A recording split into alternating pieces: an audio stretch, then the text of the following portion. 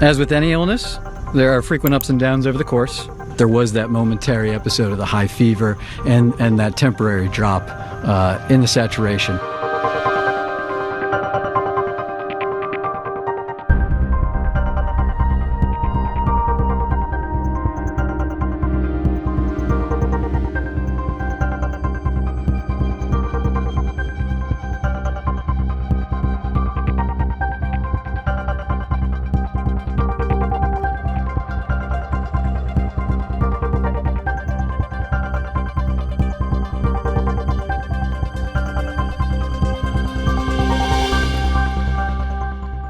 Since we spoke last, the President has continued to improve. As with any illness, there are frequent ups and downs over the course, particularly when a patient is being so closely watched 24 hours a day.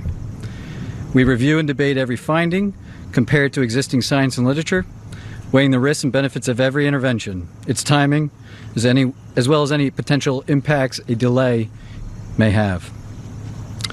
Over the course of his illness, the President has experienced 2 episodes of transient drops in his oxygen saturation. We debated the reasons for this and whether we'd even intervene. It was a determination of the team, based predominantly on the timeline from the initial diagnosis, that we initiate dexamethasone. Thursday night into Friday morning when I left the bedside, the President was doing well, with only mild symptoms, and his oxygen was in the high 90s. Late Friday morning when I returned to the bedside, the President had a high fever, and his oxygen saturation was transiently dipping below 94%. Given these 2 developments, I was concerned for possible rapid progression of the illness. I recommended the President we try some supplemental oxygen, see how he'd respond. He was fairly adamant that he didn't need it. He was not short of breath. He was tired, had the fever, and that was about it. And after about a minute, on only 2 liters, his saturation levels were back over 95%. Stayed on that for about an hour, maybe, and it was off and gone. Later that day, by the time the team here was at the bedside, the President had been up out of bed, moving about the residence with only mild symptoms. Despite this, everyone agreed the best course of action was to move to Walter Reed for a more thorough evaluation and monitoring.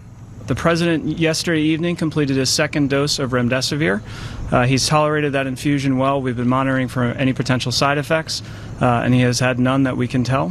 His liver and kidney function have remained normal, and we continue to plan to use a 5-day course of Remdesivir. In response to transient low oxygen levels, as Dr.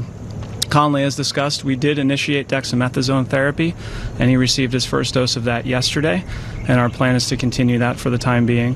And if he continues to look and feel as well as he does today, our hope is that we can plan for a discharge as early as tomorrow to the White House, where he can continue his treatment course. Yesterday you told us that the President was in great shape, had been in good shape and fever-free for the previous 24 hours. Minutes after your press conference, White House Chief of Staff Mark Meadows told reporters that the President's vitals were very concerning over the past 24 hours. Simple question for the American people. Whose statements about the President's health should we believe? So the Chief and I work side by side, and I think his statement was misconstrued.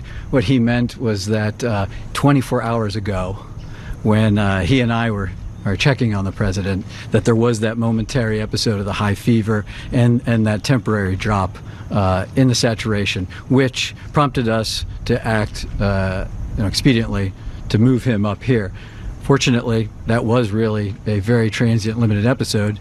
A couple hours later, he was back up, mild again. I'm not going to speculate what that limited episode was about so early in the course, but he's doing well.